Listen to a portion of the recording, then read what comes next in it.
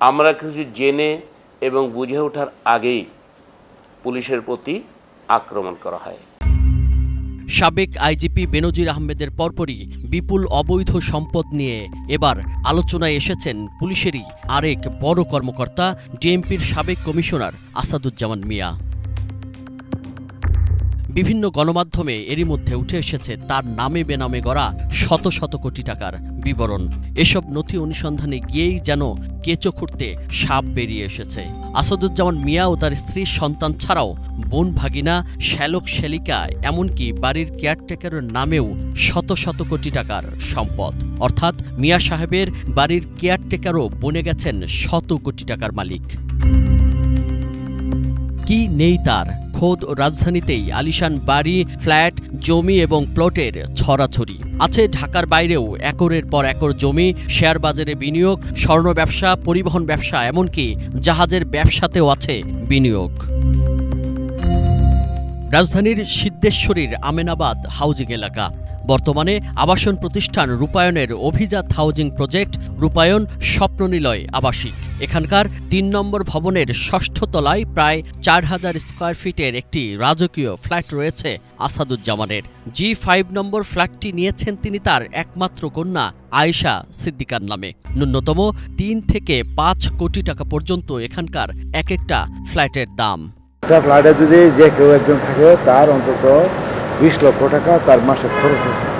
ভাড়া কত হয় এখানকার একটা? ভাড়া তো মনে করেন যে প্রায় ১,৮০,০০০, ১ লক্ষ। ওনার ফ্ল্যাট তো হচ্ছে ৪,০০০ স্কয়ার ফিটের, ৬০৫ জি।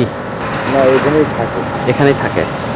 পাশেই রাজধানীর আরেক অভিজাত এলাকা রমনার স্কার্টন গার্ডেন, ১৪ তলা বিশিষ্ট অ্যাপার্টমেন্ট প্রিয়নির। এখানেও রয়েছে ১৯৩৩ বর্গফুটের ২টি বিলাসবহুল ফ্ল্যাট। তবে সেগুলোও মিয়া সাহেবের নামে নয়, অন্যের নামে। এই ভবনের ১১ তলায় ১১ এ এবং ৩য় তলায় এই ফ্ল্যাট দুইটির অবস্থান। শোনা যাচ্ছে অচিরেই বিক্রি হবে এগুলো। সম্পূর্ণ আবাসিক এলাকা ও আবাসিক এই ভবনের ১১/এ নং ফ্ল্যাটেই দেখানো হয়েছে আসাদুজ্জামান পরিবারের মালিকানায় শেপইয়ার্ড কনসোর্টিয়াম লিমিটেডের অফিসের ঠিকানা, যার চেয়ারম্যান মিয়া সাহেবের স্ত্রী আফরুজা জামান আর তার বড় ছেলে আসিফ শাহাদাত ও ডাক্তার কন্যা আয়েশা সিদ্দিকাকে করা হয়েছে পরিচালক। তবে কোম্পানির তথ্য অনুসারে সেটির চেয়ারম্যান আফরুজা জামান পরিচালক ছেলে ও মেয়ের বসবাসের ঠিকানা হিসেবে দেয়া হয়েছে ধানমন্ডির এই ভবনটিতে। ডিএমপির কমিশনার থাকা অবস্থায় ধানমন্ডির ১২ এর এই বাসাতেই থাকতেন তিনি। তবে ইদানিং আর আসেন না তিনি বা তার পরিবারের কেউই। নিরাপত্তারক্ষীরা জানান গত ২ মাস আগে সর্বশেষ দেখেছিলেন তাকে। বর্তমানে ফ্ল্যাটটিতে কেউ বসবাস করছেন না বলে জানা যায়। নিকুঞ্জের ৮/এ এই রোডের ৬ নম্বর বাড়ি, ৬ তলা বিশিষ্ট অভিজাত এই বাড়িটিও মিয়া সাহেবের। তবে এটিও তার নামে নয়, যুক্তরাষ্ট্রের বিশ্ববিদ্যালয় পড়ুয়া ছোট ছেলে আসিফ মাহাদিনের নামে। সাংবাদিকদের আনাগোনা বাড়ায় সম্প্রতি বাড়ির সামনে গেট থেকে নেমপ্লেট মুছে ফেলা হয়েছে। আলিশান এই বাড়িটি ১০ কাঠা জমির ওপর নির্মিত। পুলিশের কমিশনের বাসা এটা। হ্যাঁ, কমিশনার কি এখানে আসে? হ্যাঁ, আসে। কবে আসছিল? এই বন্ধ আছিল তো। তাই? কারা কারা থাকে এখানে? অনেক মানুষ থাকে তো। আফতাবনগরের সবচেয়ে বড় জমির মালিকও মিয়া সাহেবের ছোট ছেলে আসিফ মাহাদিন। এইচ ব্লকের ৮ ও ৯ নম্বর রোডে একসাথে ২১ কাঠার প্লট নিয়েছেন ছেলের নামে। তবে এসব দেখভাল করেন তিনি নিজেই। একদিন আইছিল পুলিশ কমিশনার, তারপরে আমাদের ম্যানেজার আরও লোকজন আসছিল, তারা বলছে যে এটা পুলিশ কমিশনারের জায়গা, রুম সরাইতে হইব। হাউজিংয়ের লোক আসছিল, তারা এসে এগুলো সরাইছে আমগো তারপরে তারা বাউন্ডারি করছে। তারপর আমি জানি যে পুলিশ কমিশনার। এটার নাম আফতাবনগর। ১,৩০,০০,০০০ করে এটা চলতেছে বর্তমান, আরো বেশিও গেছে। আফতাবনগরের সবচেয়ে বড় বিল্ডিং হলো এই যে ১৮ কাঠা। ১৮ কাঠার হচ্ছে কোনো বিল্ডিং নাই, এ পর্যন্ত হয় নাই। ও ১৮ কাঠা একসাথ করতে অনেক কষ্ট হয়ে গেছে। আর এখানে তো ২১ কাঠা প্লট, বিশাল প্লট। হাউজিংয়ে তো কাউকে একসাথে এত জায়গা দিতে পারে না, আমার মনে হয় না। যে বাবা উনি ওনার মতো করে নিয়ে নিছে, এখানে ২১ কাঠা প্লট একসাথে ৪টা প্লটে একসাথ করছে, কিন্তু কেউ আজ পর্যন্ত এখানে পারে না এইভাবে। বসুন্ধরা আবাসিক এলাকার এল ব্লকে স্ত্রী আফরোজা জামানের নামে 6 তলা বাড়ি। বর্তমানে ভবনটিতে একটি স্কুল চালু রয়েছে। জোয়ার সাহারায় রয়েছে 6 তলা বাড়ি। মোহাম্মদপুরের রামচন্দ্রপুরে মেয়ে আয়েশা সিদ্দিকার নামে 5 কাঠা, একই এলাকায় শালিকা ফাতেমাতুজ জোহরার নামে 4টি শরিক মালিকানায় 10 কাঠার, আফতাবনগরে নিজ নামে 5 কাঠার প্লট, একই এলাকায় বড় ছেলে আসিফ শাহাদাতের নামেও 5 কাঠা, ছোট ছেলে আসিফ মাহাদিনের নামে 5 কাঠা, শালিকা পারভিন সুলতানার নামেও রয়েছে 5 কাঠার প্লট। 8893 নম্বর দলিলে 2019 সালের 15 সেপ্টেম্বরে যা সম্পাদিত হয়। পূর্বাচল জমির কারবার করা মানুষদের মুখে মুখে পুলিশের সাবেক এই কর্তার জমির ফিরিস্তি। 3টা প্লট, এমুরে 2টা, ওই একটা গোডাউন বানাইছে গাড়ি থই ব্যাংক কোলারা বাড়া নিয়ে। তো মনে হেডি জানো লাইলে ঠিক আছে 406 বি এইটা এই যে তাহলে এইটা গোডাউন এটা কি 7.5 কাঠা পাইছিল না 10 কাঠা? 10 কাঠা সব এইটা 10 কাঠা, এই দুইটা 7.5 কাঠা, এইটা 10 কাঠা। এই প্লটটা তার মানে হইছে না হাইরে তো এটা বরাদ্দ পাইছে। এই যে এটা 10 কাঠা, ঠিক আছে। এটা হলো ওই যে নীলা মার্কেট গাঙ্গের পর মসজিদের এখানে, ঠিক আছে। এই মসজিদটা তৈরি করছে প্লট এইটা, এই যে এটা এর সামনে প্লট নাম্বার কত? আচ্ছা আমরা নাম্বারের দরকার নাই, আমরা জিগাইলে দেখাই দিব, সবাই জানে। 1 নম্বর সেক্টরেই তার প্লটের সন্ধান পাওয়া যায় 6টি। কয়েকদিন আগে বিক্রিও করেন 2টি প্লট। বিক্রি করেন 203 নম্বর রোডের 7 কাঠার প্লটটি। নিউ টাউনে 406/B রোডের 3 নম্বর প্লটটি তার মেয়ে আয়েশা সিদ্দিকার নামে। 10 কাঠার এই প্লটটিতে বর্তমানে একটি শেড করে রাখা হয়েছে। তার পাশেই 409 নম্বর রোডের 7.5 কাঠার প্লটটি তার ছেলের। এর সাথেই 14 নম্বর প্লটটিও তার আরেক ছেলের নামে।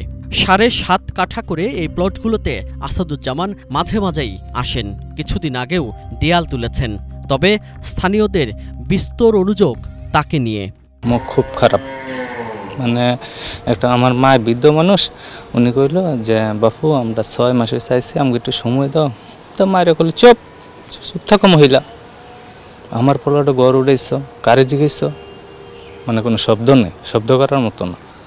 পরে লাস্টে যাইতে যাইতে বললো যে 15 দিনের ভিতরে সারবা, না তো উড়াই এলাম বাড়িঘর। সচেতনভাবে ঘুরেন পূর্বাচল, মানে প্লট আরও পাইবেন, ওনার নামে আরও প্লট আছে। আর ওই ছেলেটাই আমার কাছিল যে মাসুম ভাই ওনার পূর্বাচল প্লট অনেকটি, কিন্তু আমার আর কয় না, বলে না সজাব না। ওই পিয়াসে আসতে পারে কিন্তু অনেক খারাপ। পিয়াসে প্রথম দিনে আইসা আমি তো আর কোনো সময় দেখি নাই, ওই বলে আগে একবার দেখছিল যে গাড়ি নিয়ে আসছিল, অনেক সময় রানিং। তো প্রথম দিনে আইসা পরে কয় এই পোলাটা আমার সামনে আরেকটা আছে, অগ বাড়ি গিয়া সাথে সাথে গিয়া কয় আমার ঘর আসছিল না, ঘর 15 দিন তোর ভাঙিয়ে দিতে সাথে সাথে রূপগঞ্জ থানায় ফোন মারছে। আমার ডাক দেয় এমুরা নিয়ে কয় কি কয় আমি কাকা হয়, কয় কেমন করে এলাম, আমার 3বার করে আঙুল লয়ে গেছে আমার লারা। আমরা তো চাকরি করি ওরেন কোম্পানিতে, এক দিন এই এমনি আছে, আবার 2 দিন পরে নিবে আরেক নিয়ে জায়গা, এরকম তো কোনো স্থায়ী নাই। আমরা ক্যামেরা দেখেই স্থানীয় মানুষের আনাগোনা বেড়ে যায়। সেখানেও আসাদুজ্জামানের প্লট জমির ফিরিস্তি সবার মুখে মুখে। স্থানীয়দের মতে প্রত্যেক সেক্টরেই নাকি তার প্লটের ছড়াছড়ি। সম্প্রতি 108 নম্বর রোডের 52 নম্বর প্লট বিক্রির কথাও শোনা গেছে। মিয়া সাহেবের ছোঁয়ায় বদলে গেছে বেকার শ্যালক নূর আলম মিলনের ভাগ্য। গাজীপুরের শ্রীপুরে তার নামেও রয়েছে 1.5 একর জমি, যার মূল্যও কোটি টাকা। ফরিদপুরে গ্রামের কেয়ারটেকার সম্পর্কে ভাগ্নে ইব্রাহিম কলমও বনে গেছেন কোটি টাকার মালিক। তার নামেও গাজীপুরে 1.5 একর জমি। আমি আপন ভাই হ্যাঁ। আর গাজীপুরের যে সম্পত্তি ওটা ওদের বিষয়টা কি? আপনার যে নামে যেটা আমার নামে যেটা আমার সেটা তো আর গাজীপুরে কি আপনার সম্পত্তির কথা? আমার কথা কইছে, মিলন আমার কথা কইছে। আপনার কি সম্পত্তি আছে? আছে। ওটা আপনার বৈধভাবে আপনাকে আমাকে বৈধভাবে আমরা 20 বছর মেম্বারি করছি। আর এই গ্রামে তো আমরা কাটি না, আমরা তো আর এই গ্রামে ফেলাই না, কথা বোঝেন। আর যখন জমি তখন তো দাম কম ছিল, এখন তো জমির দাম অনেক। বাদ যাননি স্ত্রীর সৎ ভাই হাসিনুর রহমান সোহানো। 6টি জাহাজ রয়েছে তার নামে। ডিএমপি কমিশনার হওয়ায় রাজধানীর পরিবহন কমিটির প্রধান ছিলেন আসাদুজ্জামান। সে সময় পরিবহন খাতেও করেন তার স্ত্রী শ্যালক শেলিকার নামে বিপুল বিনিয়োগ। স্ত্রী আফরোজা জামান মৌমিতা ট্রান্সপোর্টের চেয়ারম্যান, তার সৎ ভাই হাসিনুর রহমান সোহান ভাইস চেয়ারম্যান। গ্রামের বাড়ির কেয়ারটেকার ভাগিনা কলমের ছেলে হারুনুর রশিদও ডিএমডি এবং আরেক ভাই নূর আলম পরিচালক। মধুমতি পরিবহন এবং গুলশান চাকায়ও বিপুল পরিমাণ বিনিয়োগের সন্ধান পাওয়া গেছে। স্বর্ণের ব্যবসাতেও বিনিয়োগ রয়েছে স্ত্রীর সৎ ভাই হাসিনুর রহমান সোহানের নামে। পিওর গোল্ড লিমিটেডের ভাইস চেয়ারম্যান তিনি। স্ত্রীর সৎবোন রহিমা পারভিনকেও দেখানো হয়েছে পিওর গোল্ড লিমিটেডের পরিচালক হিসেবে। গাজীপুর কালীগঞ্জের চাঁদখোলা মৌজায় বিভিন্ন সময় স্ত্রীর নামে কেনেন আলাদা আলাদা করে 41, 26 এবং 39 শতাংশ জমি। জোয়ার সাহারা মৌজায়ও প্রথমে 5 কাঠা, পরে আরও 10 কাঠা কেনেন স্ত্রীর নামে। সেখানে 6 তলা বাড়িও রয়েছে স্ত্রীর নামে। গৃহিণী স্ত্রী শত কোটি টাকার জমির মালিকই শুধু নন, 2টি কোম্পানির চেয়ারম্যানও তিনি। মৌমিতা ট্রান্সপোর্ট লিমিটেড ও শিপইয়ার্ড কনসোর্টিয়াম লিমিটেডের চেয়ারম্যানও তিনি। 2022-23 অর্থবছরের আয়কর রিটার্ন অনুসারে আসাদুজ্জামান মিয়ার স্থাবর অস্থাবর সব মিলিয়ে নিট সম্পত্তি আছে 5,81,179 টাকা, যা তার অর্জিত এত সব প্লট, ফ্ল্যাট, জমি বা বাড়ির যে কোনো একটির মূল্যের চেয়েও অনেক কম। তবে সেই বিবরণীতেও ব্যাপক ছলচাতুরি। সাভারের প্রায় 2000 বর্গফুটের অভিজাত ফ্ল্যাটের ক্রয় মূল্য দেখানো হয়েছে মাত্র 3 লাখ টাকা। গ্রামের বাড়িতে পৈতৃক সম্পত্তি পেয়েছে 215%।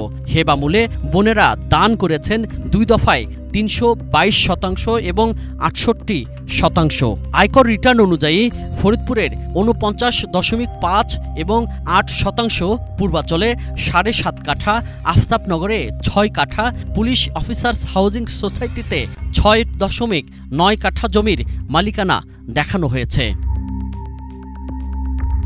আর এত সব সম্পদের কোনো বিবরণী দেখানো হয়নি আয়কর রিটার্নে। তবে একজন সরকারি কর্মকর্তা কিভাবে এত সম্পদের মালিক হন সেটি নিয়ে বিস্ময় প্রকাশ করেন সাবেক সচিব মোফাজ্জল করিম।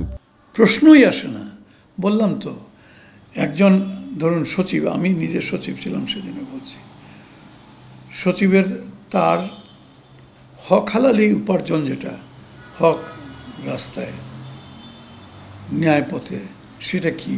সেটা তার বেতনটা, এবং বেতনের সঙ্গে যদি কিছু ভাতা থাকে সেই ভাতা সে সরকারি ভাতা হতে পারে। আচ্ছা, তারপরে তার স্ত্রীও যদি চাকরি করেন বা তার একটা ছেলে এখন উপযুক্ত হয়ে চাকরি, সেটা এই তো যে সেই কর্মকর্তাটি তিনি যদি সচিব পর্যায়ের হন, এখনকার আমলের যদি 80,000 টাকার বেতনের চাকরিও যদি তিনি করেন, তবুও তো এই হিসাব মিলানো যায় না। দুদকের উচিত হবে সবসময় কয়েকটা বড় বড় রাঘব বোয়ালের পেছনে লেগে তাদের বিরুদ্ধে তদন্ত করে ইয়ে করা। আসাদুজ্জামান মিয়ার চাকরি জীবনের 34 বছরে বেতন ভাতা বাবদ তিনি মোট আয় করেছেন প্রায় 2 কোটি টাকা।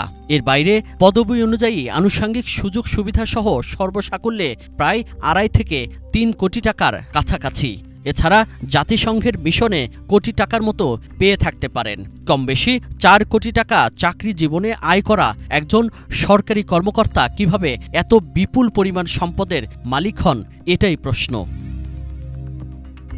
এসব অভিযোগের বিষয়ে বিদেশে অবস্থানরত আসাদুজ্জামান মিয়ার সঙ্গে বারবার যোগাযোগ করা হলেও তিনি সাড়া দেননি। তবে কয়েকদিন আগে বাংলাভিশনকে পাঠানো এক ভিডিও বার্তায় অবৈধ সম্পদ অর্জনের অভিযোগ নাকচ করেন তিনি।